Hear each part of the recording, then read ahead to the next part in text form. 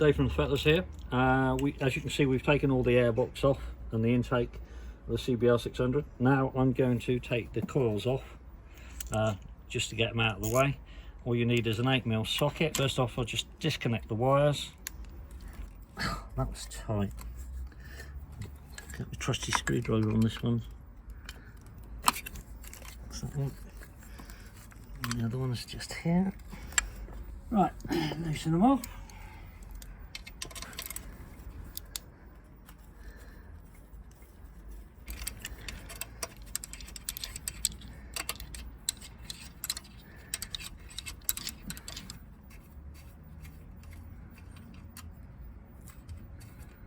It's as simple as that. But all we've got to do is take the plug leads off, the plugs, and then she's done. Just jump on the floor. The screw went down there.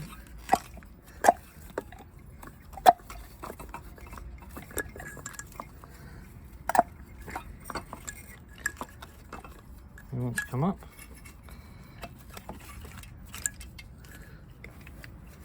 that was simple, wasn't it? Yeah.